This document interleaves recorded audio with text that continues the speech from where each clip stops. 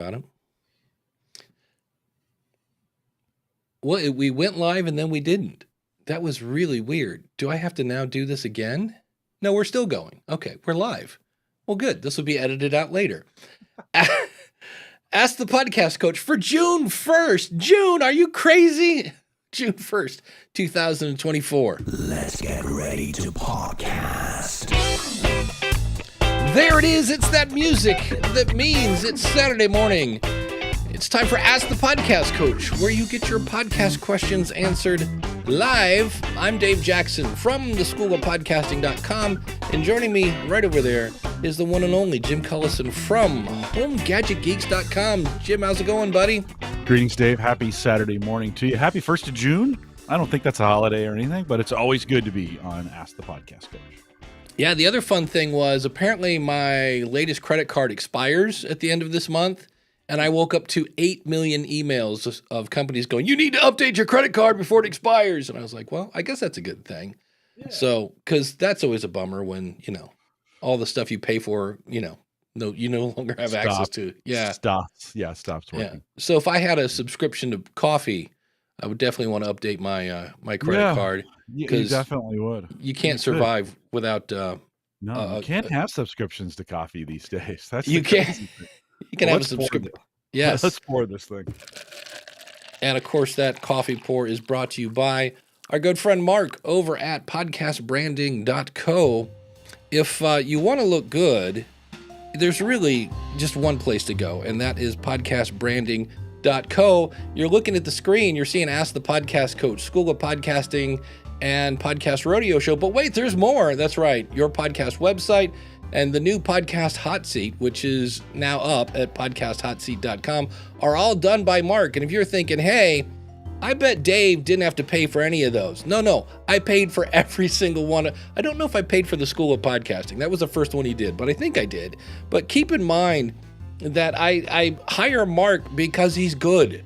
Like, I don't have to fiddle around. And every time I look at my logo or upload it someplace, I'm like, man, I'm so glad this guy just makes great looking artwork. So he's so different than somebody on, say, Fiverr, because number one, he's an award-winning podcaster, and he's got the marketing brain. Tell him about your show, and he'll come up with something that fits your show. And I'm not done, so forget the cappuccino lady. I'm not done talking about my buddy Mark, and plus I have more slides today, so I was playing with this. But no, that's a dude.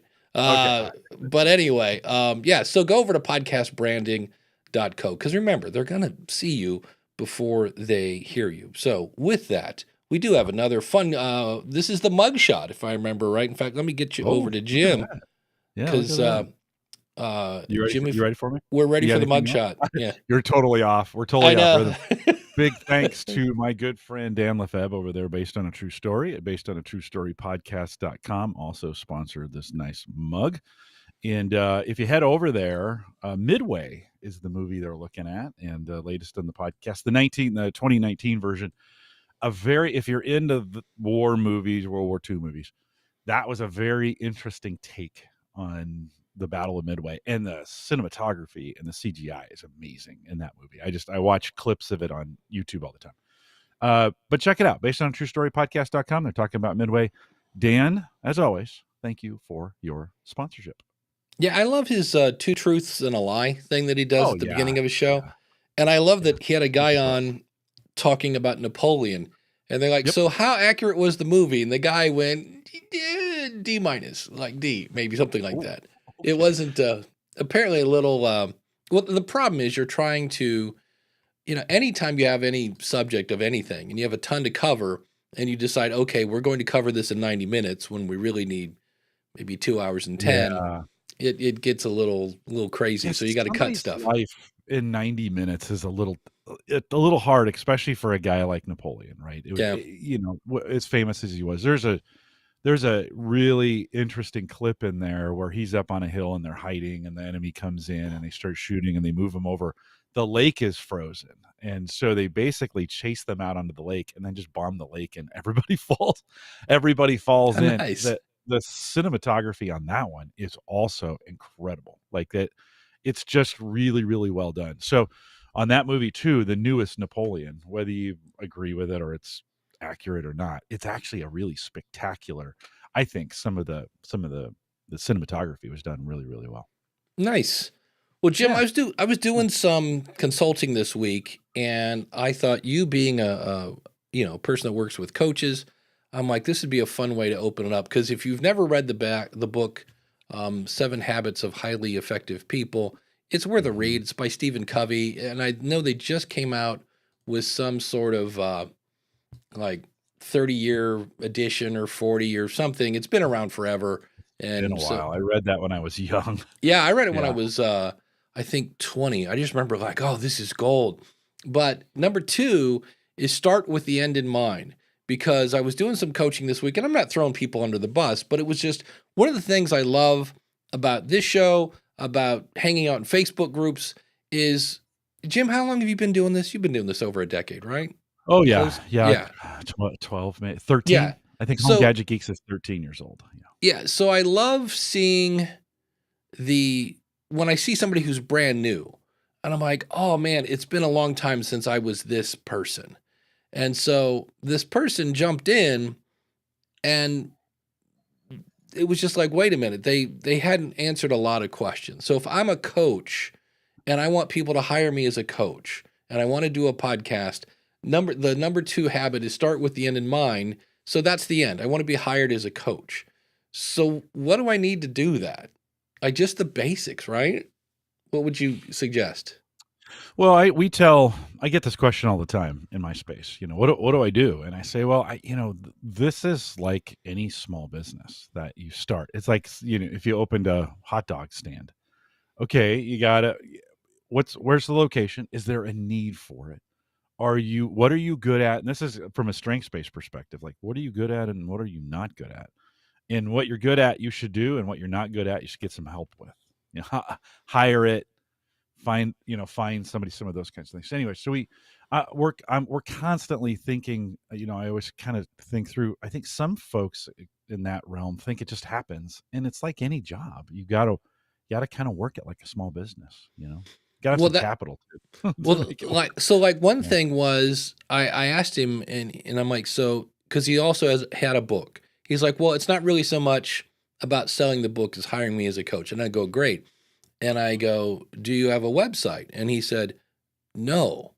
And then later it turned out he has a domain that he pointed at a landing page. I'm like, okay, good. You have a domain. That's good to go. But then it was like, do you have any kind of like scheduling tool? I go, I use TidyCal. I go, I for a while there, I wasn't recommending it, but they fixed all their bugs. It's a one-time fee of $39. And I go, because you're going to need a way for people to schedule you and to have them, pay for it. And he was like, oh, and he hadn't really thought about that. And I was like, okay, well, that's something you're going to need, whatever, if it's Acuity scheduling or Calendly. I'm like, you're going to need a way for people to schedule your time and for a way to pay for it. And he had something where he could accept payments. It might have been PayPal or something like that. And I'm like, but, there's going to be that. And I go, now, do you actually have like a website? He said, nope, just a domain that points at a landing page. I go, well, if you're going to do a podcast, I go, you kind of need a website. And I go, you want, in fact, Tim said earlier, he said, hey, I've been binging my new show, Your Podcast Website. And I go, you kind of need one of these because, if you tell people how to hire you, it can't be, oh, hold on, let's get on a phone call or whatever. I go, your website works 24/7. So I'd explain to him that I think it's a great idea to put the episodes on there, things like that. So is there anything you see people kind of getting stuck on, or they skip, or they go, oh, I totally forgot about that?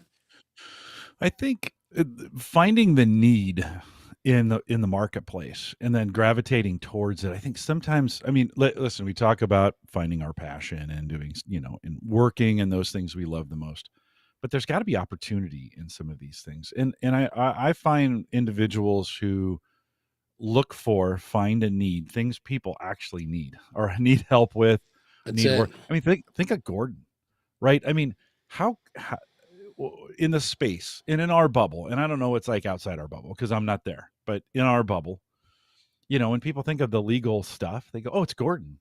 It, he, he filled a need. He was right in one of those like, oh yeah, this legal stuff is hard. I need to be there to help people to do that. And I think sometimes we don't. We try to solve problems that don't exist, you know, and you're like, nobody really needs that. To be honest, right? You know, I watched that. There was a WeWork, kind of a, not so much a documentary, although I'm sure there's documentaries on them, but it was kind of it was a Netflix series, kind of like how it came about and how this guy was a little bit on the crazy side and doing all sorts of stuff. And somewhere in there, somebody said, yeah, but WeWork is a solution to a problem that nobody's really identified yet. Right. You know, everybody, you know, I get it that I guess if you want to hang out with other people while you work, but you know, that's anytime I say, if you want to monetize your show, if that's the goal, you got to solve a problem. Now, even if it's like premium content, well, that premium content should solve a problem. Now, the problem might be I've had a long day at work and I want to laugh. All right. So it doesn't always have to be how-to stuff, but it's one of those things that you kind of, if that's the goal, you have to somehow solve a problem. Coach Dave is going crazy in the chat room here. He says, for businesses, it's a two-parter. I generally accepted that the product service is only what sits above the waterline. You need to do the following: a mission, cash flow, resource management, marketing and communications, operation, legal, compliance, product service, a team, and a leadership of 8 elements. So yeah, it's one of those things where, especially as you get bigger and bigger, but I just, like, we never even talked about microphones or, you know, what he was going to do. It was all like he had just kind of jumped in. I want to do a podcast. He's kind of a dating slash, I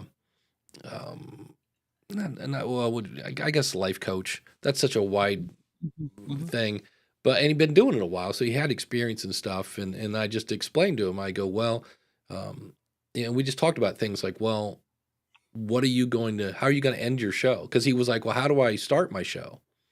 And I go, well, here's a template. You don't have to stick to this, but it's a great place to start. Welcome to the blah, blah show, where we blank so you can blank.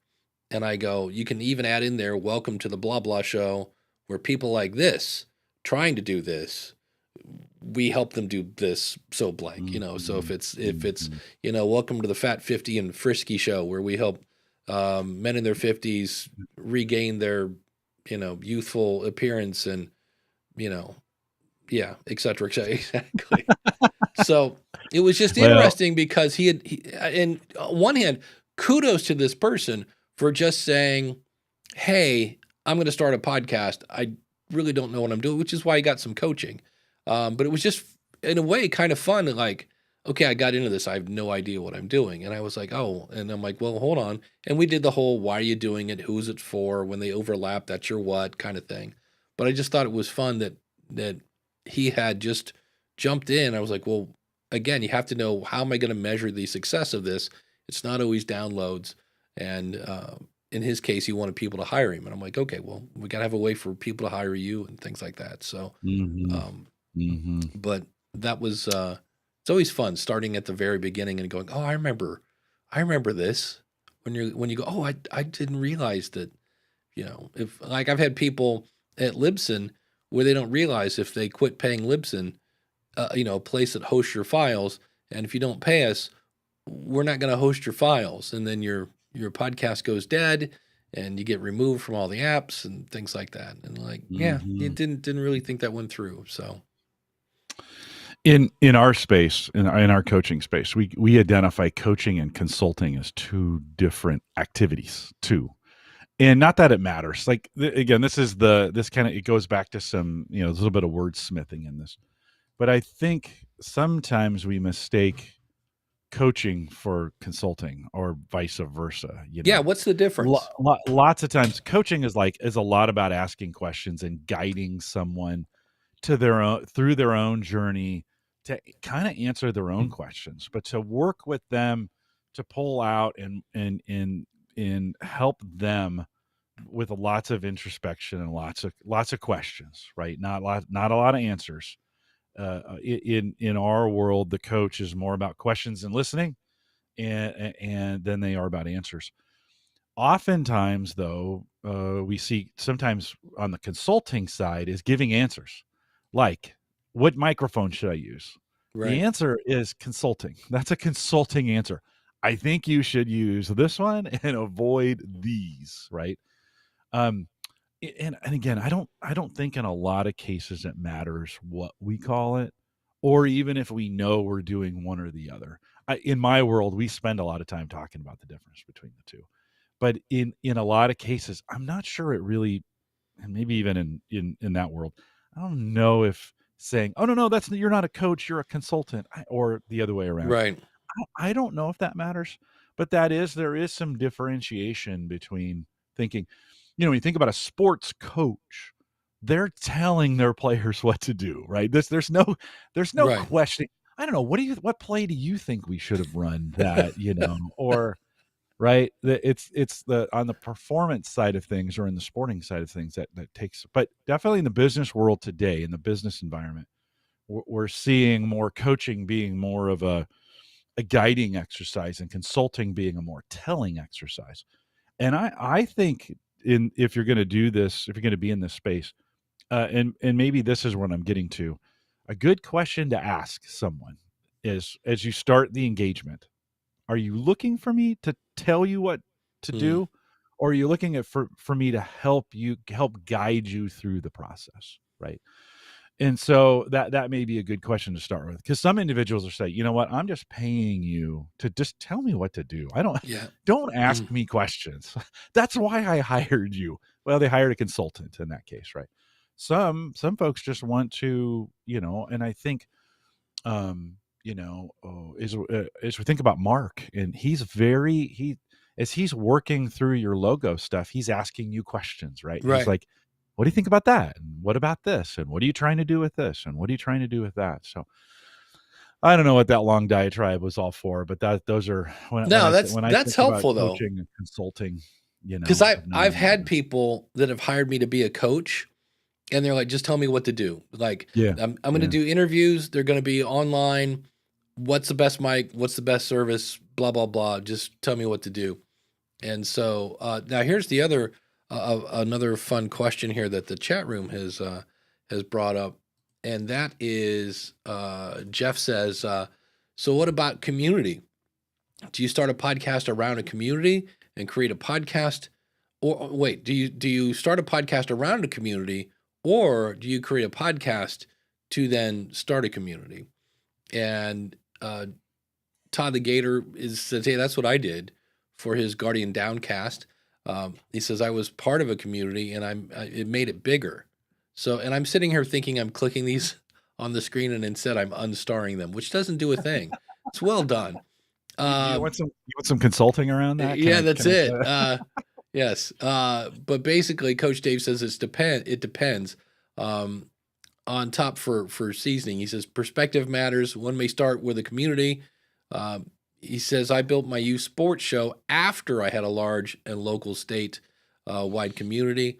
But I know, ask Ralph, he's often in the chat room, as he just started a community and he's already got like 100 people in it. So I think it's a depends, because if you're on episode 2 and you're getting, 27 downloads an episode, when you start a community and there's just nothing there but tumbleweeds, that could be a little tough. But on the other hand, you could smother the people that show up and say, what did you think of that? And go from there. But boy, that's a good. I know at some point it's a great idea to have a community. My community is in a couple different places. I have the School of Podcasting one. I use my newsletter as a community, where I'll be like, I'm thinking of doing this. What do you think? Or what are you struggling with? Or things like that. So it's kind of tricky. But I think a community. I just interviewed Mark Lawley from the Practical Prepping Show, and he's got like, since January, he's like 14,000 people in this community. And so now he's got some people that are moderators. He basically has the rules, like don't do this, we don't talk politics, don't call names. And if he has like a 1 strike rule, like you break the rule, you're out. That's it. We got 13,999 other people in here. Like, just don't be an idiot.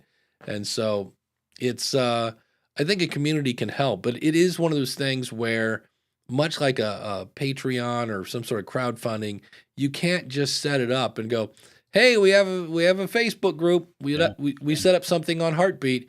You've got to kind of prime the pump and get people talking to each other. I interviewed a guy. I'll put a link in the show notes on the School of Podcasting. Like, a great strategy for communities is, if somebody asks you a question, say, oh, that's a great question. Could you do me a favor? Can you put that in the community? And then let them ask it, and then you answer it there for everyone to see, and then people can chime in and kind of go in on that. And then what happens is I've seen this happen where if you start to do that, you'll say, hey, can you put this question in the community? Well, the third time they ask that, they just put the question in the community, and then before you even know it's there, the community started to answer the question before you even know about it. And at that point, that's really what you want to do. Jeff says, hey, how do I get on that newsletter? If you go to, there's two ways. There's podcastingobservations.com, because that's the name of the newsletter. Or if you go to schoolofpodcasting.com/newsletter, the podcastingobservations.com is I believe that's still working. Let me know if it's not. It might be one of those weird things where I am horrible at domains where I know it's a thing where you redirect the thing of the IP DNS thing, but most of my domains you have to put www in, which I know makes me sound like I'm 4,000 years old, but I know some domains you don't have to, it'll just go there. Most of mine you do. So I need to take a domain class on what little extra step I have to do to do that, because I think that might be one where you have to go to. You can try podcastingobservations.com. That's my Substack newsletter, which I'll be putting out later today. And then if that doesn't work, go to www.podcastingobservations. Or you can go to schoolofpodcasting.com/newsletter, where you can have your choice. You have my daily podcast tips, which will give you right now about 90 days of daily stuff. And then there's one at the bottom that'll get you to podcasting observations. So Todd the Gator, he says, community is awesome. I can get ideas for shows, make great relationships, collaborate with other podcasts in the niche. And I just had a live show last night talking with my Discord. Yeah, I know Mark with his practical prepping, and I'm sure Ralph is doing this with his AskRalphPodcast.com. You can also then get feedback on an episode. And so what Mark was saying is he has people, because it's a Facebook group, that are typing and prepping or whatever, and they're finding his group. And then somebody will say, that was a really good episode. And then the people that have no idea what they're talking about are like, what are you talking about? Where's the podcast? So it is leading more people to his thing. There we go. I knew Randy would know. Randy's he's a big IT guy. Dave needs CNAME records to redirect www to the @ symbol on the domain. I knew it was something simple. Your domain, that'll be in your domain registrar. Yeah. Site. Yeah. So, and then Coach Dave says, yeah, what Dave said. I knew it was something stupid. It was just like something I haven't done yet. So that's always fun. Generally set up for you. That's kind of, I think, like I use Hover, and I think they do that automatically. So you would think. Yeah. I know anytime I do stuff with domains, like I was playing with, speaking of newsletters, MailerLite, because I had a member of the School of Podcasting, because I recommend either MailerLite or ConvertKit. And MailerLite, here's the good news, they're really, really, really focused on making sure your email gets delivered. And so you have to do the hokey pokey with the CNAME in your domain thing. And they even had a video like, here's how to do it in GoDaddy. And GoDaddy went to the Descript school of interfaces, meaning that every time I log into GoDaddy, it's a little different. And so as you might imagine, their GoDaddy video instructional thing on here's how you can set up GoDaddy to put the stuff we need in at MailerLite to verify that you're you and that whole 9 yards. And that was out of date. And that's when he went, ugh.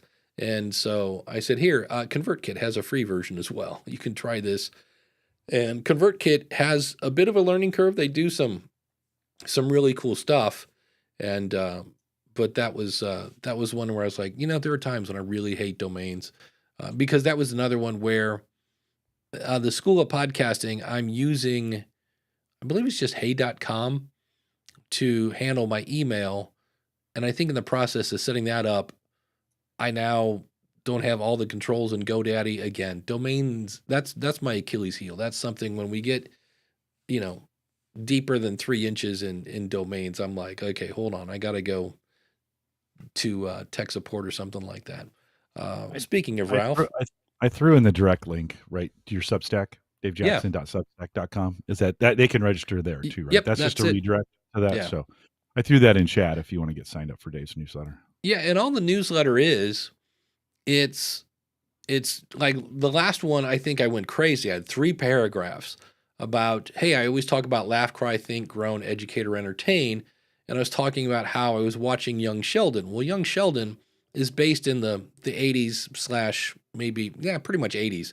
And he's watching these really old video games, and the fact that people are talking on a phone on a wall and all this other, they're listening to Walkmans. And I go, this show makes me really feel things.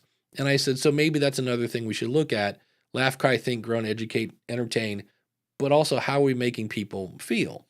And so that took me 3 paragraphs to do that. And then it's just, here's all the episodes I've did since last time. Here's what caught my eye, and here's what's coming in the future. And I've had people, when I put it out, I was like, this is not a newsletter. This is a paragraph and a half.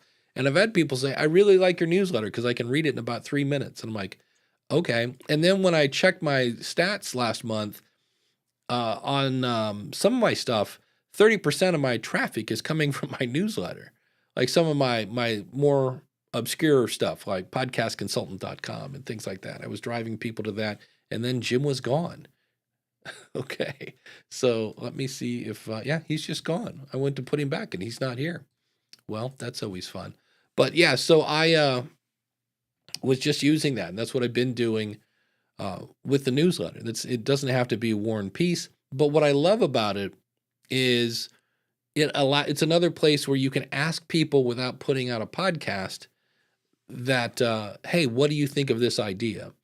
And so I got some great ideas from Ralph from AskRalphPodcast.com about the new podcast hot seat, but I threw some of those ideas by my newsletter.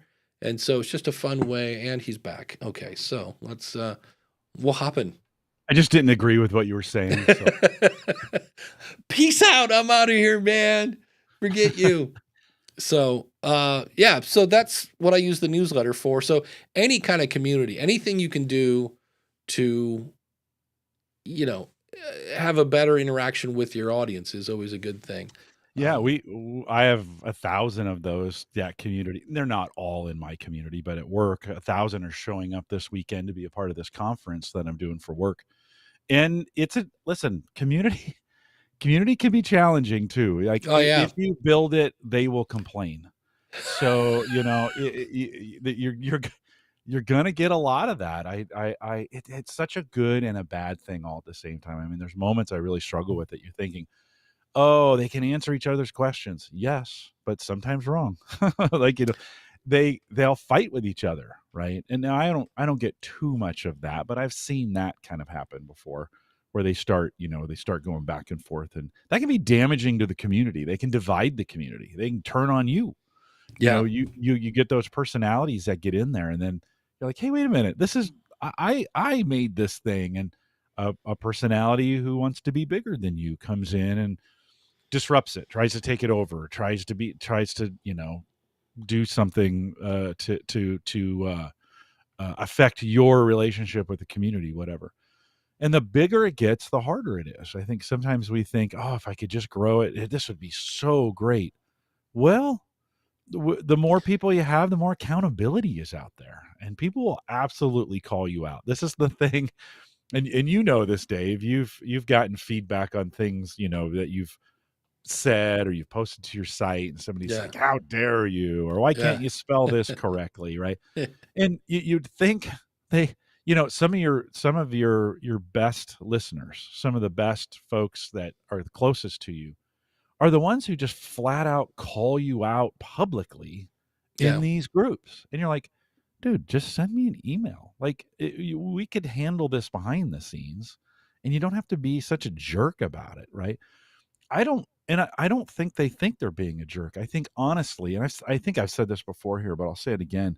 I think we are still trying to figure out socially how to handle social as humans. I think it's a fairly new technology and many of us are not good at it.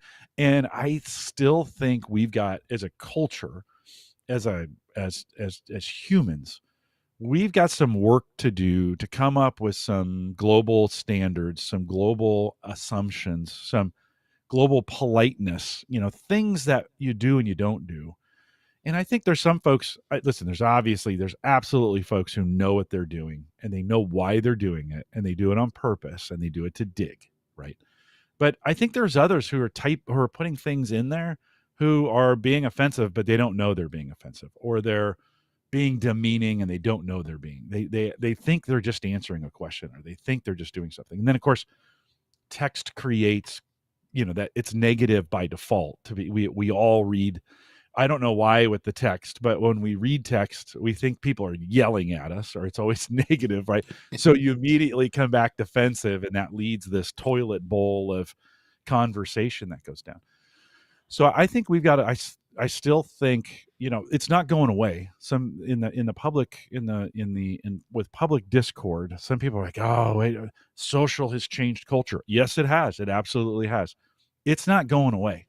We've got to figure out as the human race, we need to figure out how to deal with each other in that space and be better.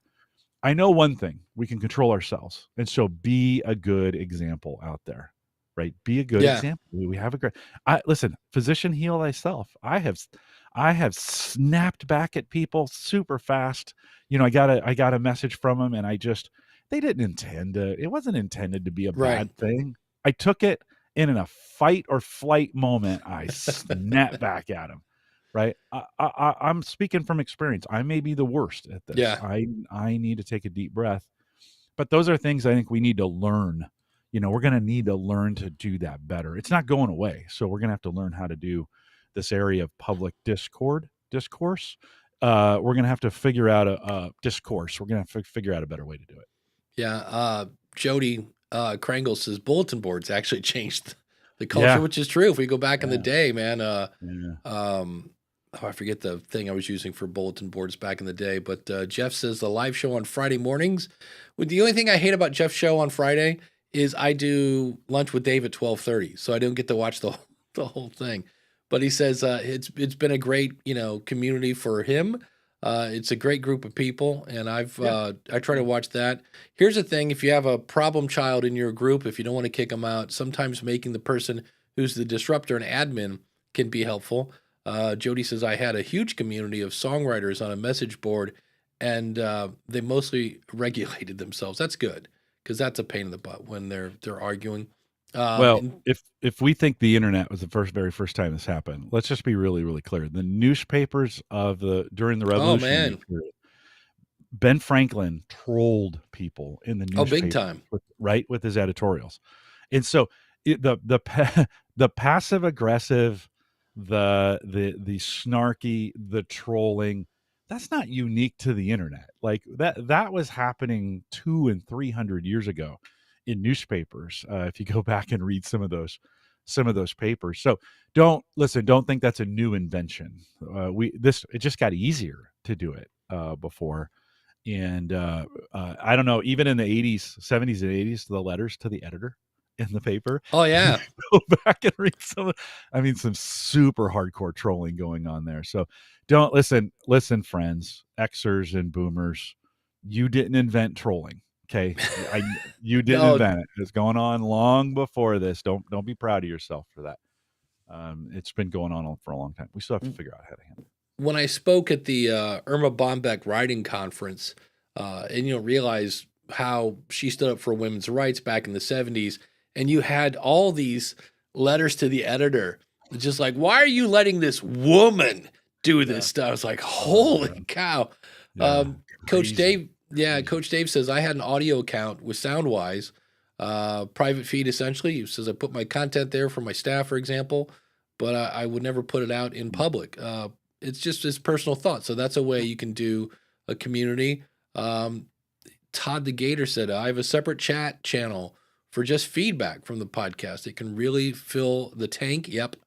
And get the immediate responses from listeners. Yeah. Getting those responses, that's really, it does put gas in the tank. Sometimes. Yeah, that's true. Depending on what it is. Yeah. Sometimes it'll empty the tank. He says you have many personalities and sensibilities, and it can be a very fragile thing. And he says, I'm sorry. I just get hyped up when you guys start talking community. Oh, so yeah, for sure. It's when you get a good one, it's amazing. That's the cool. For me, I like yesterday was lunch with Dave, and I look forward to that. And we talked a little bit about outsourcing your stuff, but a big chunk of that was just 6-7 people just hanging out, talking about what's up with you. And it's nice to be around other people that are doing the same thing you do, so you don't feel like a weirdo, that whole 9 yards. Anthony has a question, and Anthony was on the podcast review show forever ago. He does a show about Route 66. He says, here's my question. I'm interested in publishing a book featuring some of the stops along Route 66 that have been featured as episodes, such as diners, businesses, and I either missed the last half of his and historic motels. Okay. Do it. It's not that hard. You can have it transcribed, but you're still going to need an editor to edit those out. And it's another stream of income. It may not, books are okay, but the nice thing is it's one of those things. If somebody, wants to take the book with them as they go down Route 66, when my brother, they did a Route 66 tour, and I pointed them to Anthony. I'm like, oh, here's the podcast you guys want to listen to. And so it's cool, but it's easier to flip through a book to find what you're looking for maybe than going through 17 episodes. And you're like, where's the thing where he talks about the thing? You might be able to find that in the book, but yeah, it's when you self-publish, it's really not as hard as you think. Check out authormedia.com, my buddy Thomas Umstadt Jr., and I just love saying Umstadt because how much more German can you get? That guy, he knows podcasting and he knows books and such. He was actually a book agent for a while. I did not know that. This is a guy that if you sit around, he's just a walking encyclopedia when it comes to author stuff. But it's and then there are places like Lulu and all sorts of places if you want. The more people it's a lot of work. It's a lot of work. Yeah, it's the thing that got me when I wrote my book. Profit from your podcast. Wait a minute, you wrote a book? Yeah. When did that happen? My favorite. Never talk about that. My favorite thing was I got done writing it, and they're like, "Yeah, we need like another 1,000 or so words," and I'm like, "Yeah, but I'm like, I don't have anything else to say." And so if you read the book, and there's a big part where I go into different membership sites saying, this is probably going to be outdated when you read it later, but here's some things to know. And I was kind of like, I don't really want to put this in the book because it's going to be outdated by the time it comes out. And I was right on that, but they needed a couple, we need more words. And I'm like, and it's something to do with literally like how big and how tall the book was. And so if I had self-published that would not be in the book, but I was like, ugh, okay. So that's always fun. But yeah, it's the thing, just like a podcast, right? So you have to figure out like who and what it's for, but then a book, this is going to make it sound easy, and it's not. It just takes discipline. But okay, first of all, in your case, Route 66. Okay, so you say I've got these 5 episodes. Great. Here are the names of the episodes. Those are now chapters. And now in this chapter, we're going to talk about that. So for me, it was, okay, let's talk about monetization. Okay, here are the 7 ways to monetize. Each of those gets a chapter or sub-chapter or things like that. You just break it into little bitty pieces, and then you're like, okay, I've got my layout. These are my chapters. This is the title. Okay, here's chapter 1. and you start typing, and then about, months later, you're done. And then you want to have an editor, and then you get a second editor because the first editor is going to miss stuff. And then the thing that I kind of go, really, was when I got my book, and, it was the first time I'd worked with a publisher. I was like, I can't wait to see what the front cover is going to be. And so when they sent me a red book with yellow text, I'm like, I'm pretty sure I could have done that in Canva. I was like, really? No, cool money, something, Larry says I had the same issue with my book. Praise to ChatGPT for inspiring me with the additional content needed to publish it. Yeah, I need to buy Larry's book because he said a big chunk of it was based on stuff he fed ChatGPT, and then it wrote it, and then he added personal stories and things like that. So that might be something to do. I logged into ChatGPT last night, and I asked it, I go, hey, give me the 7 habits of highly effective people, but do not expand on them. Just give me a list. And it was like, and that's when I was like, oh, start with the end in mind was number 2, according to ChatGPT. But I noticed, and this may not be new, but it looked new to me, you can now upload files to it.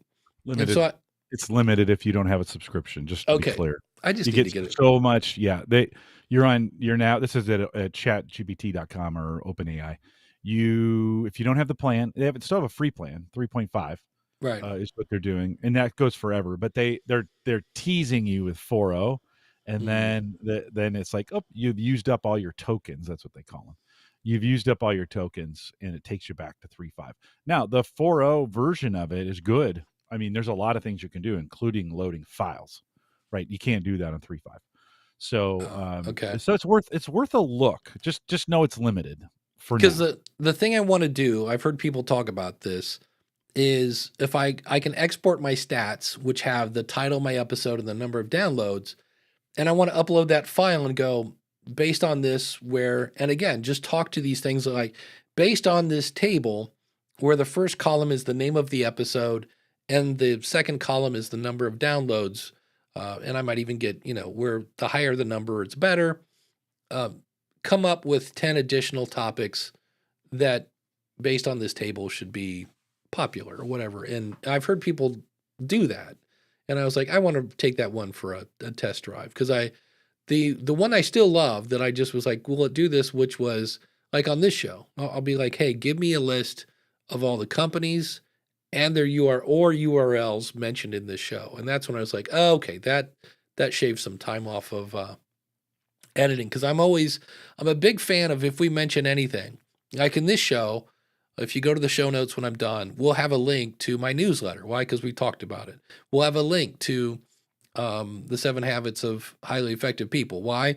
Because that's on Amazon and that's an affiliate link. So I can do that as well. So it's, always fun.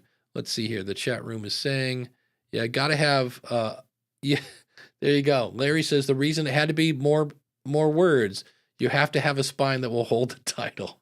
He said, I had the same issue with my book. Praise to ChatGPT for inspiring me with additional content needed to do that. I get it. Oh, there you go. And Larry might give me a book. Thank you for that. So, and then TR says ChatGPT 4.0. So, yeah. 4.0. They just opened up all the functionality on the accounts as well. So you got custom GPTs, DALL-E, data analytics. So they're basically opening up the floodgates, trying to sort of. Like it's a lot more than it was. It's not everything. You still need to pay if you want everything all the time.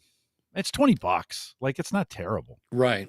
It's funny where things that people will pay for, but they won't pay for this, Jeff said I had it analyze my Facebook stats. It was really impressive. So there you go. Lane Robinson, most of my episode research starts with write a 30-minute podcast episode script in the voice of Seth Godin on whatever. Don't use it verbatim. And here's something that I was working with Ralph, because Ralph's got a cool show. If you're into finance, in his thing that's interesting is he comes up with stuff that is good for personal finance, but also applies to business owners. So But he used the thing in Descript where, have you seen this yet? The AI can control your eyes. So even if I'm looking over here at my screen, but the thing I noticed, I was watching, there's a channel, I believe it's Think Media. And this guy kind of drives me nuts because he has a Stream Deck in front of him, and all of a sudden he'll go to the side camera. And so now he's talking like this, but you see the different side of his bookcase. And then all of a sudden he'll do this, and then he's talking straight at you. And then after about 5 or 7 sentences, now he's talking to you from this side. And it's different camera angles. I just have the one camera. But I noticed that when you talk to people, a lot of times you might kind of just go, well, you're going to kind of like, you don't always, and I was telling Ralph, I said, I'm not sure if this is weird, if it's just me or what, but the fact that he never looked away. Now, he wasn't like staring at me, in a weird way, but I was like, it was one of those things I'm like, what is going on? And the fact that he never looked away, is that just a Dave thing or is that normal? Because I was like, I need another opinion on this. Yeah, it's a little creepy, like somebody who doesn't blink. I just keep my eyes nice and squinty so you can't even see where they're looking at. Like, so you have no idea. Is he looking at the camera? It's funny. This idea, this of looking at the camera takes a life of its own. There are some folks who are just so dead set on, like, you got to be, it's TV, you got to be looking at it. I'm staring at it right now, you got to be looking at it, straight at it, those things. And then there's others that are kind of like, that's kind of creepy if you're just staring at it the whole time. So I always say, go with what you're comfortable with. If you want to be that person who stares at the camera and does it that way, that's fine. There's tools to do that. They're making all kinds of things where you can get it, including teleprompters. I had somebody at work tell me, hey, you need to get this teleprompter at work. And I'm like, I'm not gonna. I appreciate it. This freaks people out when I say things like this, but they'll give me advice. You need to. And I'll go, yeah, okay, yeah, but I'm not going to do it. I just want to be really clear with you. I'm not doing what you told me to do. I don't know if people get that response very much from people. I think a lot of, oh yeah, well, thank you for your advice. I learned a long time ago, especially in the world of the open internet, people tell you things, and because they said them to you, they think you're going to do it. Like, if you give them the passive aggressive answer, like, oh, I'll consider that, what they hear in their head is, oh, he's going to do that. That's awesome, right? And then you don't. And then they start flaming you like, I told Dave months ago he needed to, whatever. And you're like, yeah, you did. But that doesn't mean that it's going to happen. Like, just because you said it in chat, even multiple times, doesn't mean it's true, it's valuable, or it's what we're going to do, right? That is kind of back to the conversation before. That's really hard I'm noticing that's really hard for people. I see this all the time. I told him to, you're like, yeah, that's okay. Appreciate the feedback. I'm not going to do so. I've changed my tune with people. And when they give me, they're like, hey, do you think, what would really be great is if you did a show on such and such and such. And I go, oh, I appreciate the feedback. We probably won't do that, just to be really clear. I don't want to mislead you. And they're like, oh, but that keeps it from flying back at me. Now, certainly, if you're going to consider it. But right, I think sometimes we got to be honest with folks and just say, Jim, that red does not look good on you today. You should never wear a red shirt. Okay, but I'm gonna again, probably. Right. Well, I know it doesn't. It's not. I should be blue. That's my color, but I'm wearing red. It's funny because as I say this, I'm like, oh, you're adding another thing for your show notes here. But Jordan Harbinger did a great episode on people asking for feedback. And he goes, 9 times out of 10, what they're really saying is, I want you to agree with everything I've done to this point. He goes, sure. they're not really, which I get that, but it was just, he's like, yeah, that doesn't work. Jody says, I know where the camera is. And I'll look into it for a bit, sure. But I look away to the, out of the frame of my guest on my computer screen. I'm not going to worry about it. Yeah, that's the thing. I think if we worry about it, then you end up getting, then it becomes weird. Because then you're like Ralph was perfectly normal. Like, he was blinking. He wasn't, it was just like, Yeah. You know, I was just like, it's fine. It's fine. It'll get better. We're saying this in the chat room. This technology will get infinitely better. I'm just afraid I'm going to turn my head and my eyes are going to come out my ears. You know, that's just what I'm worried about. Yeah. Ralph is saying, so what I'm hearing is lighten up on the eye contact. Well, maybe, you know, you got to move around a little. I think you got to move around a little bit. Yeah. You know, and he says, yeah, Randy says not blinking is the issue. Well, he is blinking. It was just, like I said, I was wondering sometimes, you know, I listen through the ears of a podcaster and I watch the eye of a content creator and I'm like, what is different? So, I was like, is it just me? Am I being too picky here? So lighten up, Francis. Yeah. Too bad that's a really bad spot in the movie. It was a great quote. It's a terrible spot in the movie. That doesn't hold up anymore in 2024. Oh, you can't watch that. You can't. My name is Psycho. No, don't do it. It's a bad spot in the movie. Don't call me Francis. That's too funny. Stripes. If you haven't seen it, classic Bill Murray. Well, the one thing I thought I would bring up, if I can find it here, is the podcast show in London came up, and James Cridland was talking about it. And you know how much I love Spotify. And this is yet another reason. We should call this the yet another reason why Dave is not a Spotify fan. But here is James talking about the one thing, because they reported like 10,000 people at this thing. And he said, really, there wasn't really anything wrong with it except for this one thing. You know, the only one negative thing that I would say about the event was Spotify's walled garden. So you walk into the event and there is this beautiful looking Spotify stand, which is lovely and empty, and it has a barista in there and it has lots of seating and blah, blah, blah. And you try and go in and they say, oh no, you're not allowed in. This is for people with meetings only, I'm afraid, which is a really negative thing to have, you know, to actually have as the big booth as you walk into the event, that sort of exclusionary walled garden thing. And I did hear a delicious rumor. So far as I can work out, there is an element of truth to it. That stand was too big. Spotify ignored the specifications. Spotify ignoring the specifications. Spotify ignored the specifications on the size of that stand, made it too big, with the result that 4 other companies were shunted off somewhere else because Spotify was there and Spotify had already started building their particular stand. And doesn't that say everything about Spotify? Yes, it does. So I heard that. My favorite part of that whole thing, a delicious rumor.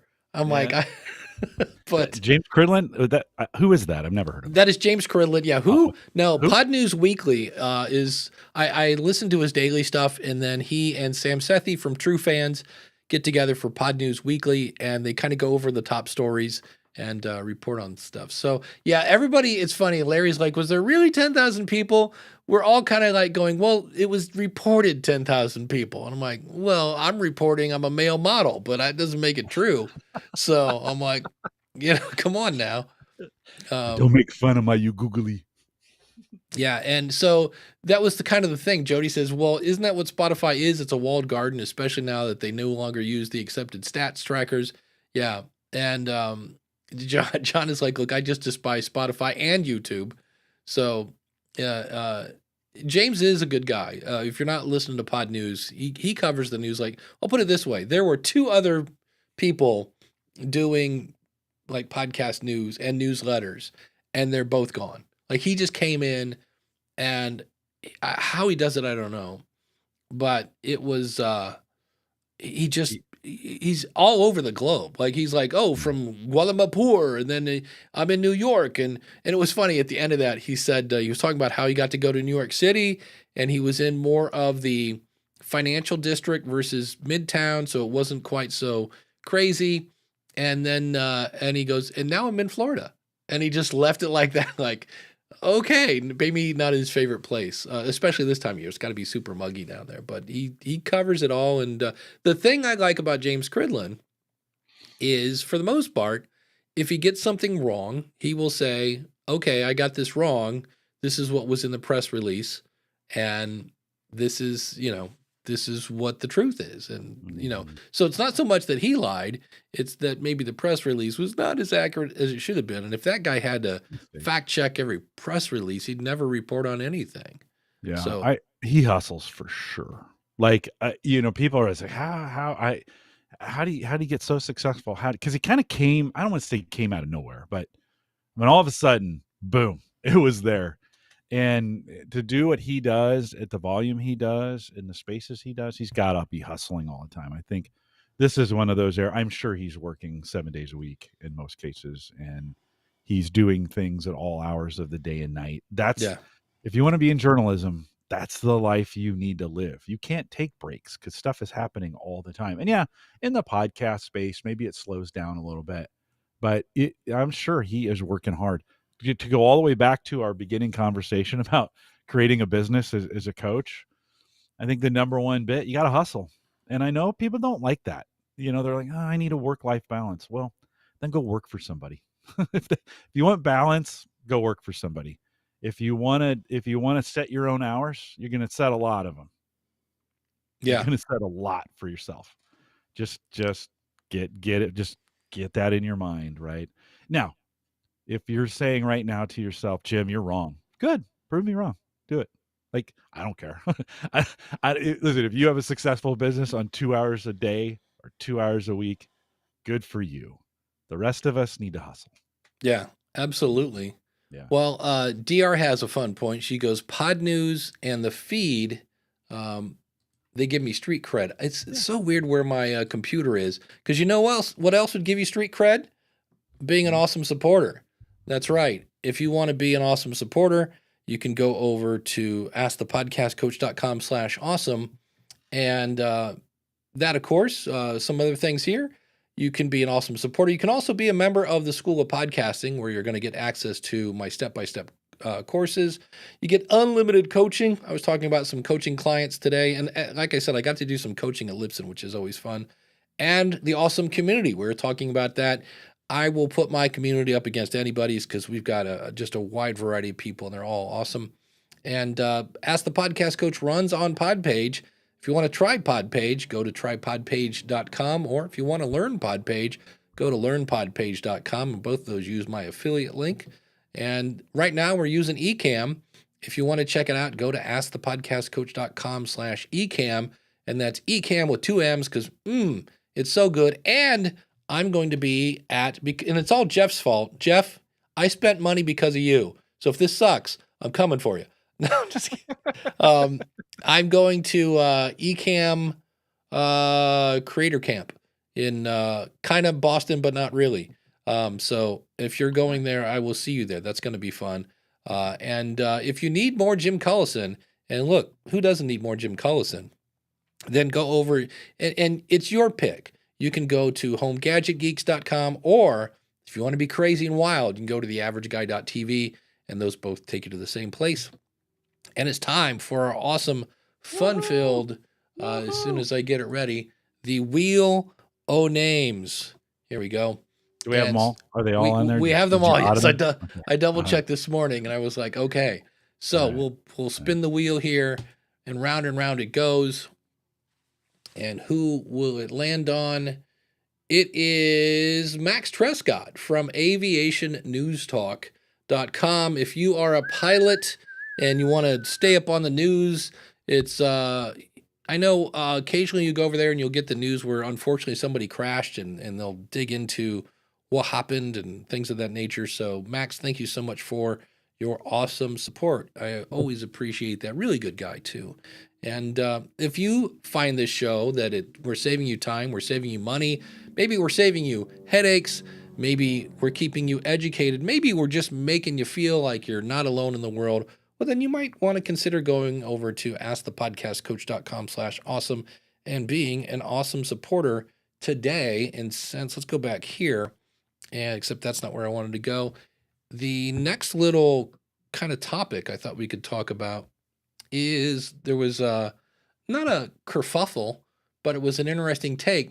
I love this guy. This is one of the guys that he's He's more of a he talks about YouTube. He's really popular on YouTube. If you want to learn DaVinci Resolve, this is your guy, Daniel Batal, Batal. And he says, the last thing I want to hear at the end of a video is, thanks for watching my video. Don't forget to like and subscribe, which I've been telling people, no, you probably should do that, because Jim, if you ever liked and subscribed to something because somebody said, hey, if you like this video, like and subscribe. Yeah, me too. I have. Yeah. So I've always, and so he said, this isn't 2017 and viewers don't need to be reminded that they are watching a video or that the like and subscribe button exists. Take the opportunity to offer something of value, like recommending an additional video you've made that might really serve the needs of that viewer. He says, look, don't get me wrong. Engagement is great, but additional video views and longer watch time sessions will help grow your channel faster than clicking a like and subscribe button. He says, new viewers who watch and enjoy multiple pieces of your content in a single session are far more likely to subscribe and engage. They're also likely to be served more of your content in the future. Don't waste your ask. And I was like, interesting. So it's a little strong, I think. Yeah. A little strong. However, there is a little bit of evidence that YouTube is downplaying the subscribe, and not, even though you're subscribed to them.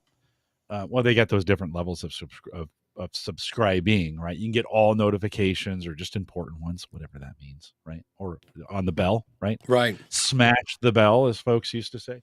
There is some evidence that it used to be when you were subscribed, those on the top row would always show up.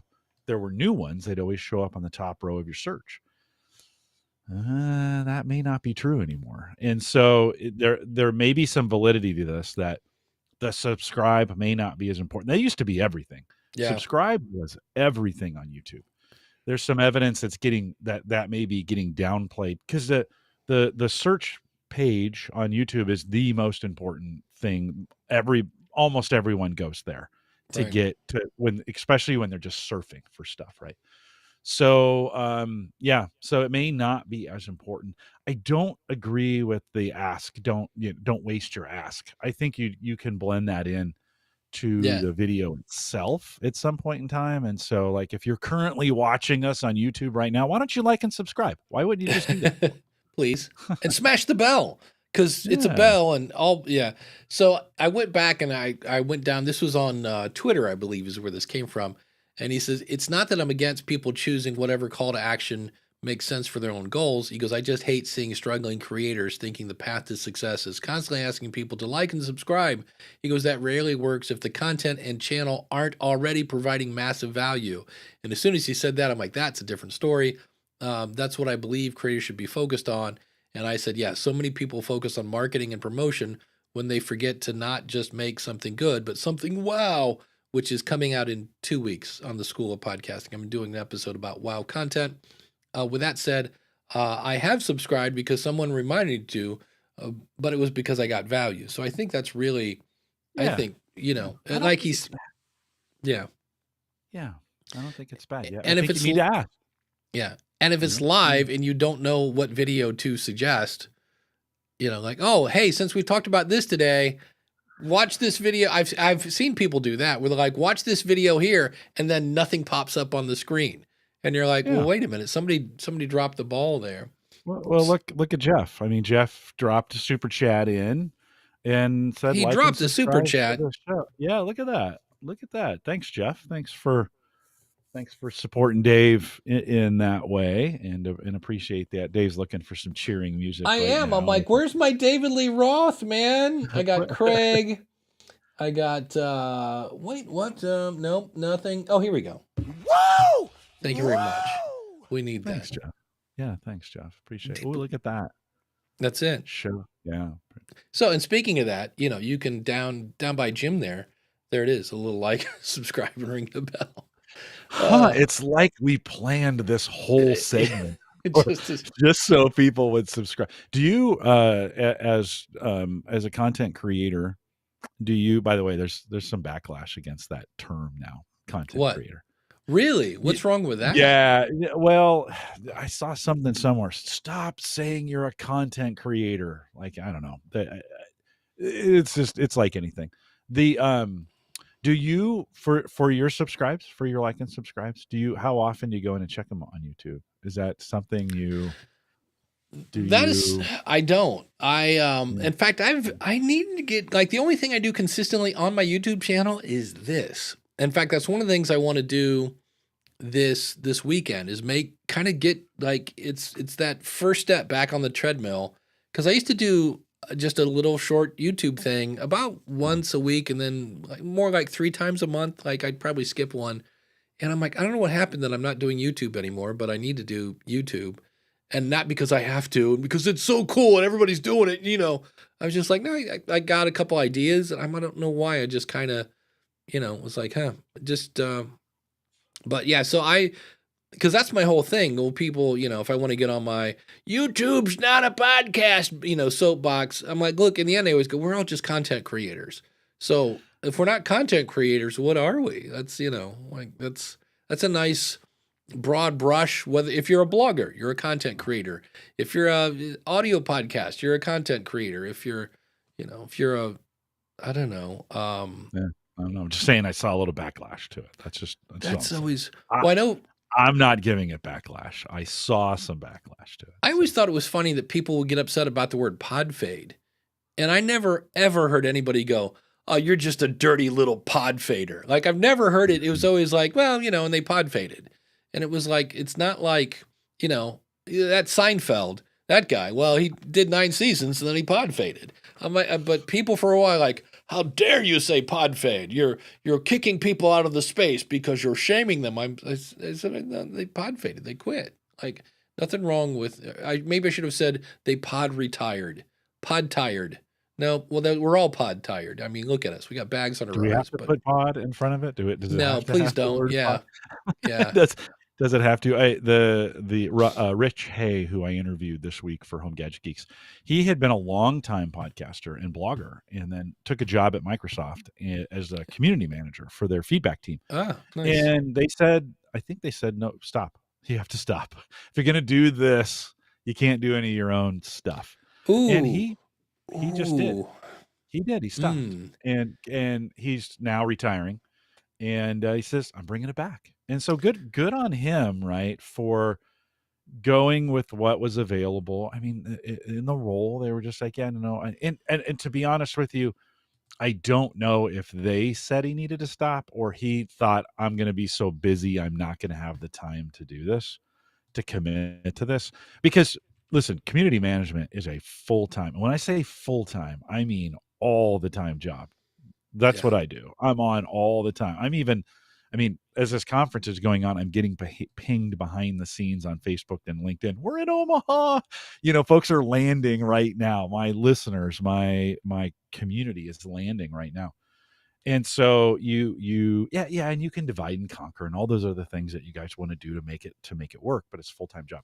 So Dave, I'm not trying to throw Microsoft or Rich under the bus at all on this, and just say, let's just say this. He chose to stop blogging and stop podcasting. As he's retiring this summer, he said, you know what, I'm bringing it back. And I really appreciate that. It doesn't have to go forever. It can start and stop. You can do it, you can do it once a quarter, do it when you feel like it. I mean, it can just be something you do. It doesn't have to be, you don't have to feel, it's hard enough as it is. Don't feel bad when you're doing what works for you. Right. And certainly don't bow to the crowd who's, I haven't seen an episode in 45 days. Where have you been? Yeah. Well, you get it for free. Just relax. Friends. Yeah. Just relax. SB says conflict of interest and brand security are real. So that would be weird if somebody hired me and said, you can do this, but you can't podcast anymore. That would be weird. That you'd have to pay me a lot of money to shut me up completely. His podcast was about Windows. It's one of the reasons he got it's called Windows Observer. And it was one of the reasons he got hired for the job, is because he knew so much about the community and the. That is a short-sighted company. So you've got an influencer. No, hold on. I want to go on record again. Saying, I don't know if Microsoft asked him not to. Oh. I don't know if it was his decision. I may have said they did, and if I did, I could be wrong. And so let me just retract. I'll do a James Cridlin, whoever that guy is, retraction on this, and say I'm not sure who did that. I assume maybe I could go back and look at my transcripts and see what was said. Doesn't the point of that whole thing is not that. The point was he decided to take a break. He took a break for 2 years, 2.5 years. Then he came back, and you can do that. That was the point. Sorry to go down that path. John says I brought a podcast back after 4 years. It's my favorite. We do it once a month for fun. There you go. Why not? Let's see that Lane says if you missed a week, I listen to so many podcasts, I probably wouldn't notice until I actually thought about it. You guys want to hear something? I'm going to cheat. Last night it was beautiful out, and I'd had a hard week, and I was like, you know what? I'm going to the park. I'm going to go play in nature. Maybe have a deer come up and try to kick me. Something fun, right? And so instead of recording your podcast website, I will do that today. But here's the fun part. I'm going to say that it came out yesterday. That's right. I'm going to lie. So why? Why do you need to? Why do you need to? It's a Sheldon kind of thing. I want to show that it comes out every 2 weeks on Friday. So yes, I'm a big fat liar because it didn't come out. No. Yeah, it's not, but it doesn't have to be a lie. I'm just kind of wondering what's the motivate. Listen, I like a complete list. I like things, I like if it's going to come out on Monday, I love that thing to say Monday. I love that. Yeah. So I would set it just so it looked good, right? It looked good in the feed or whatever you're doing there. No, I'm just wondering what the motivation was. I don't think it's wrong. I'm just wondering what, why. Why are you compelled? It's a very Sheldon thing. It's just like, it's supposed to come out on Fridays. And I guess because in this instance, like I have some shows that are test shows, and that show is kind of a test show. I'm having fun with it. But I'm like, well, for now, I kind of wanted to at least appear that it's consistent, even if I'm 24 hours late. Because I woke up this morning to billions of emails going, hey, man, where's your podcast? What? No, I did not. So I haven't seen it. Are you okay? Yeah. Something else just to throw it up here, just a way of saying thank you, Jeff, for making it rain here. If you go over to socialmedianewslive.com, that is where I cannot make it rain. Yes, I can make it rain if I'm sharing the screen there. So thank you that. Yeah, it's a fun show. In fact, it is a fun show. It is a fun show. Yeah. Jeff is really good at reusing content. Like yes, I think I saw yesterday a reused clip of when I was on there. He pulled out a little statement. We were talking about being nervous and how I like to think that you can harness. That's the word I want. You can harness nervous energy for better performance, right? I think it's a good thing to be nervous on some of these things. Anyways, he took that little clip and reshared it. He said to me several times, he goes, I really like to, continue to use bits and pieces. He's probably a good example if you want to see how other people are not just doing a one and done, but are continuing to use clips and bits and some of those other things throughout. Jeff's probably doing it as good as anybody. Absolutely. And I finally went through his course. He has a Descript 101. And it's interesting because I had done a thing where I know this Descript is the tool where it transcribes it, you edit the transcription, and it edits the audio. And I know you can copy it and paste it into a new composition, and which I did.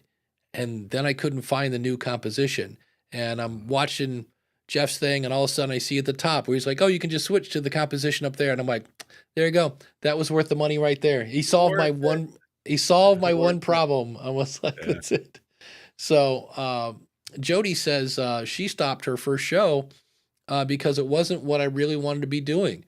But it sure taught me a lot about how to do a podcast, and I've used those lessons. I know a lot of people that it was Grammar Girl is probably my favorite one. Grammar Girl was Mignon Fogarty's second podcast, the one that got her on Oprah. But her first show was super labor intensive. It wasn't really her passion. It was kind of something related to her job. And she's like, yeah, no, thank you. So And speaking of changing, let's change podcast.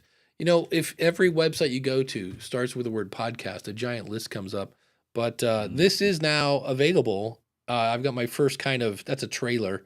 It's a really long trailer, but what was formerly Podcast Rodeo Show. So I'm going to put out an episode. I have a lot of episodes to do this week, but I'm going to put one out on Podcast Rodeo Show saying, unless you pay me, I'm not doing the show anymore, basically, because that's just a show. And I was like, I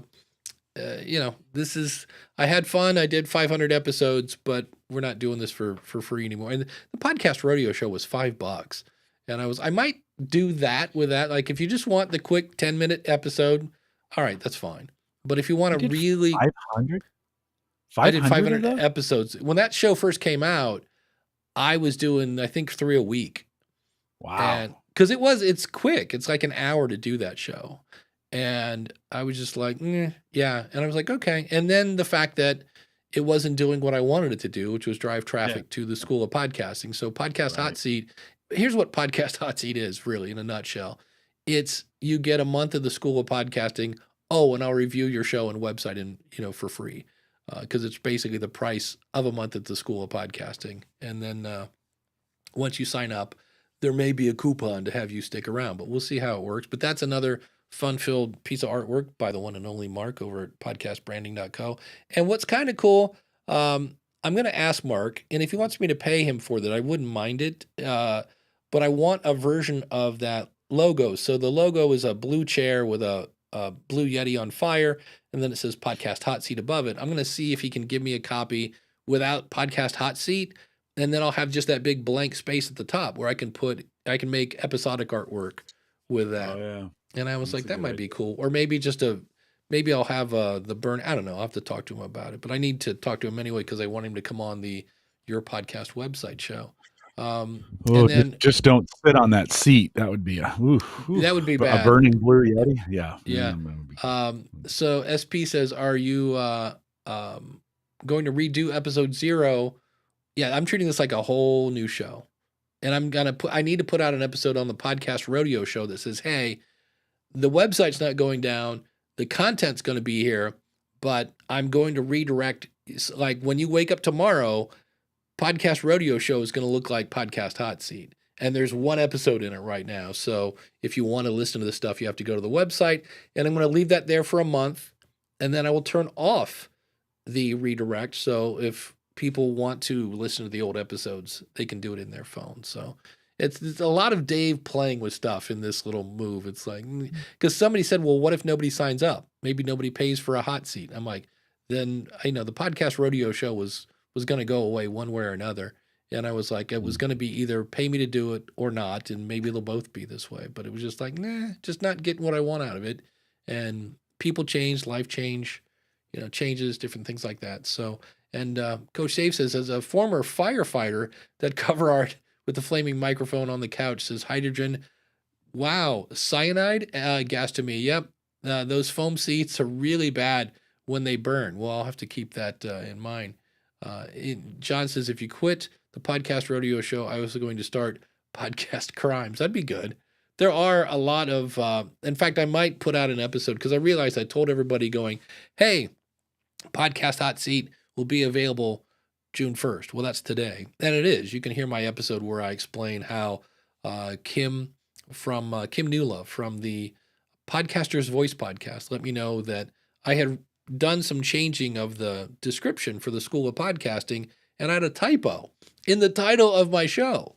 And she was lucky enough she was nice enough to say, hey, Dave, do you know you misspelled monetize? And I'm like, no. And I look over, plan, launch, monetize. And I was like, oh, you got to be kidding me. And then Rich Graham let me know that in Your Podcast website, like the third time I referred to, there's a guy that was talking about designing websites. And the third time I mentioned his website, I said it wrong. So it's my whole point is like, hey, sometimes you need a second set of eyes to look at this stuff. And, we catch stuff. I see things all the time that I'm like, like the guy we're talking about at the beginning of the show, all he had was a landing page. And I go, that's great if you're just selling one product, but now you're going to be doing a podcast. you need a way to contact you. There's a lot of really low-hanging fruit that sometimes you just don't know what you don't know, and you end up doing stuff. Yes, is the podcast hot seat going to be value for value? Yes, and that's something I'll be interesting to see because, and it's funny because Adam Curry called this. There's a tool called Alby, ALBY. It's at getalby.com, and that was the easy way to go and get a wallet, and then it was, everybody can send stuff there, and it was all went through Alby. Well, the whole point of podcasting 2.0 is to decentralize it, and right in the middle of this whole thing, we centralized our payment system through this website, who just went, yeah, we're not going to do this anymore. I haven't read any. They're kind of bad about communicating this, but I heard on the Podcasting 2.0 show that they're getting out of that business because here's a novel idea. Guess how much they charge for that, Jim? 0. Yes. And the last time I checked, free is not a good business model. And I'm like, guys, shouldn't you be taking a cut of some of the money that's going in and out? And why they didn't, I don't know. I would have given them a, whatever, 5% split or something. But so I am speaking uninformed. I've only heard this, haven't saw anything official yet. But that, for the record, that does not mean Podcasting 2.0 is dead.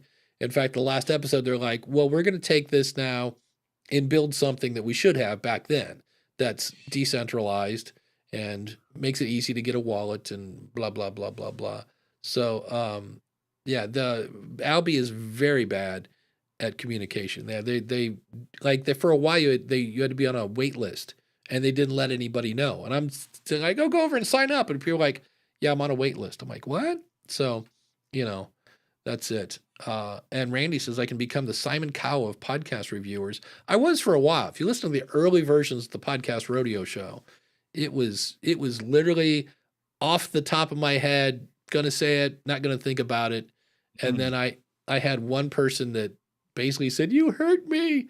And I was like, all right, we need to soften this up a little bit. That's not, and I didn't think it was in line with the fun, happy, helpful podcast coach just smashed my ego and told me I was a turd that couldn't be polished. I'm like, that's not good. So I had to soften it up a little bit. So that's, sounds like a great name for a band. The turd that can't be polished. Yeah. The unpolishable turd. So there you go. You got to get that on a t-shirt. Yeah. So, it was a little brand confusion. We talked about that. I've said that to you before. Yeah. So that's what we're doing. So, and then Chris says, what are we going to do with our 4,354,234 Satoshis, which is like, whatever, $1.10, something like that. Yeah, it'll be interesting to see. But there is We'll move them. You should be able to move them. If it's a true crypto wallet, you should be able to move those Satoshis to another crypto wallet, right? Yeah. Send them. So. But meanwhile, I'm not a fan of this. I say this all. Yeah. This is starting to rear its ugly head now, and you're like, maybe Bitcoin wasn't the best, or crypto. I get it, but you're going to have problems like this because the technology is still so new.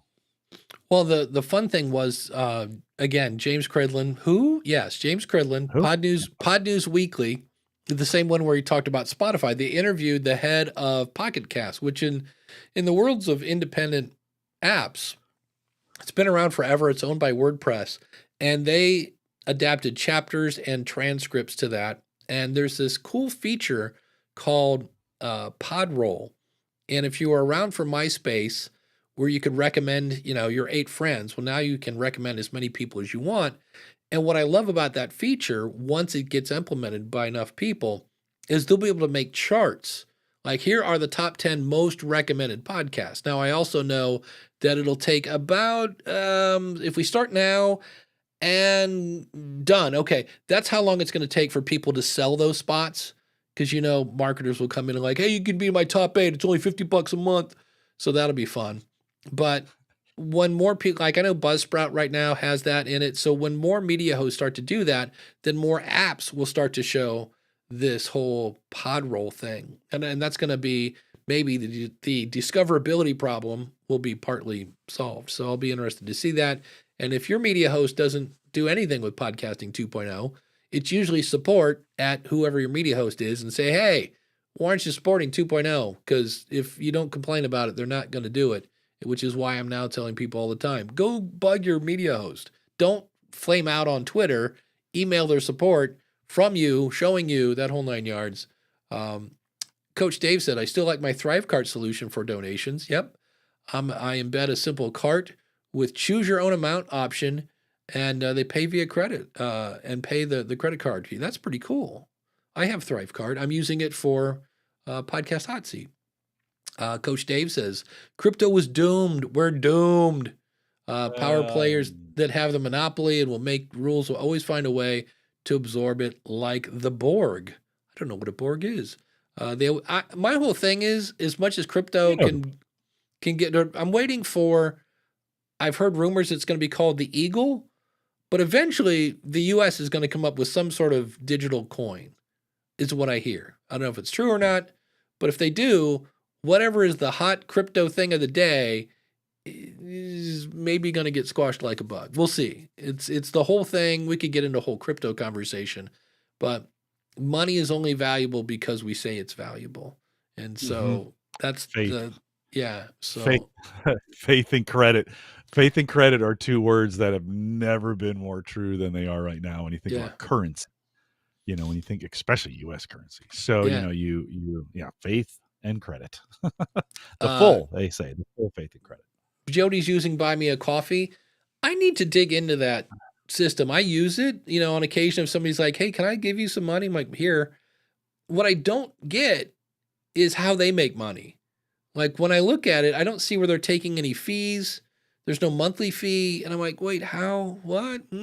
So that's always kind of a head scratcher with that one, but I'll take it. And then, Dan says, isn't basically money basically a digital coin now? Yeah. I haven't touched, like cash in a very long time. If I go to Luigi's Pizza, they now have a thing because they don't take credit cards. And I'm like, what? But you have to go in the back. They have this little machine and you get a receipt that you've taken out money and you give them the read. It's the weird, wonky way to get that done. But the difference though, crypto is trackable. Yeah. And U.S. currency is not. I mean, basically. And then there's a limit on crypto, and there's no such thing as a limit to U.S. currency. I mean, they just keep selling more bonds and then issue more money. Yes. Yeah. I mean, yes, it's from our standpoint. Yes, it's digital because our banking is all digital now, and nobody using a credit card to swipe it and some of those other kinds of things. So from that standpoint, yes, digital. Dan, I know what you mean. Yeah. On that, but there is a big difference between the way currencies work and the way crypto works. So that is there's a big difference there. Yeah. Here's speaking of Mark, we mentioned him earlier. This is congressionaldish.com. The lovely and talented Jen Briney. If you're an American, you should be listening to the show. It's just, her last couple episodes have been just crazy. And I point this out because she has a support page. And if I remember, if you go down here, you can send a check or money order. You can do PayPal. You can join our Patreon. What? Yeah. You can use Zelle. Yeah, exactly. I used to send her a check. I had my bank would send a check because there's no fees for that. So, but I've never heard of Pop Money. I've heard of Venmo, Cash App. You can give her Bitcoin. You can send her Ethereum. You can make a Litecoin donation, or you can buy a merch. And I have a shirt of hers. I really, it's a great show. And so, and again, the website by the one and only Mark over at Podcast Branding. But so that's what she does. She basically has it all there. So it's, you could do Venmo. You just got to have stuff like that. I'm not sure because Venmo, don't you have to send it to their phone number? That would be a little U.S. only. No, you find them. You can find them in the app, and then you verify it with a phone number. And you can find them with a phone number. You could give somebody your phone number, and they find you. But you have a username in Venmo, and you can set up Venmo, but it's U.S. only. They're talking a little bit about that in chat. It is U.S. only, and they're talking about doing fees too. Like that, this is Yeah. the fee. This we always start free. I got a notice from Otter that they're going to change their pricing structure. They'd already done it once, and they're getting ready to do another round. And I think it's going to force me to go pro. And I think I'm going to go from $10 to whatever. A lot. Now that StreamYard is owned by Bending Spoons or whatever it is, you got to kind of wonder, I'm on a $10 for life.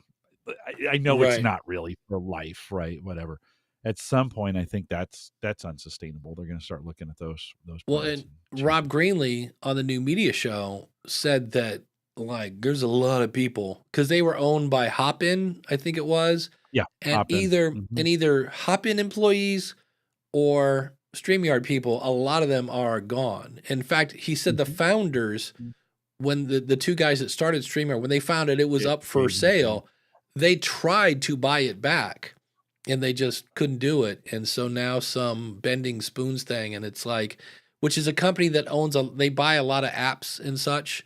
So it's not, it's not a horrible thing, but we're all kind of like, they're not really known for, really taking things to the next level. So, well, the business model there is buy the app and then jack up the prices. That's their business model.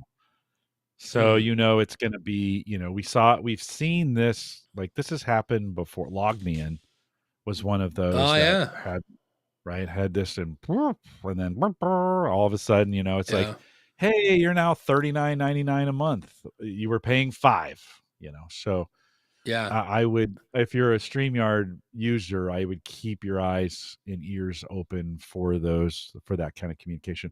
And Otter just contacted me yesterday. I need to read through that email, and that's me. It was, hey, we put you in a group for a year. That basically, we grandfathered you in for a year. That year's up in July.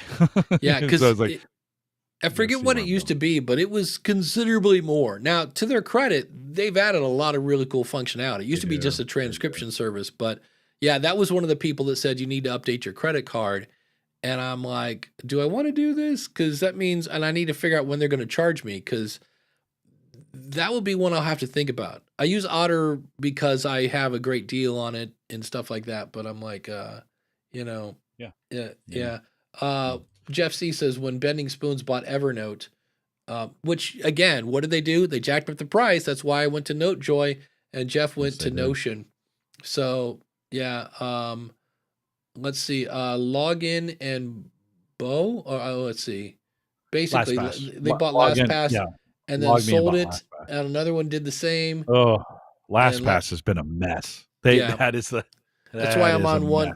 I love 1Password. So. But man, that went quick. Jim, what is coming up on Home Gadget Geeks? Yeah, Rich Hay, I mentioned a little bit earlier. Rich Hay is on, and we catch up with Rich a little bit. We looked at this new line of digital telescopes that you do some amazing things all from the comfort of your home. You set this up, log into the app on your phone, it connects via Wi-Fi, and they do some amazing things. I had no idea. I like to look at the stars, but I don't like it when it's cold outside. You can all do this from the comfort of your home. So it's available right now. Check it out, homegadgetgeeks.com. And on this week, I'm interviewing Matt Kundle, who does the Sound Off podcast. He just went over 400 episodes, and when I was on his show, I'm like, any lessons from those 400? He goes, oh, absolutely. And so that's coming up. And then the week after that, I'm doing an episode about really what makes good content, what does Google think is good content, and then I just got a bunch of different opinions from different people on what they feel is good content. So that's what's coming on the School of Podcasting.com. Thanks to the chat room. Thanks to Dan from Based on a True Story Podcast.com and Mark over at podcastbranding.co. And of course, this show is brought to you by the School of Podcasting.com. Use the coupon code COACH when you sign up for either a monthly or yearly subscription, or if you want to be an awesome supporter. That's like, 15 calls to action I've done now? So, yeah. Oh, I was thanking people. Those were calls to action. Just do one of them. Can we say? Just do one of them. Are we going to be rebels and say like, subscribe, and ring the bell? For sure. Yeah. Like and subscribe. Like, and subscribe. I was waiting for subscribe. I was waiting for the flames of hell to shoot up behind you. But we'll see you next week with another episode of Ask the Podcast Coach. Take care, everybody. Have a good weekend.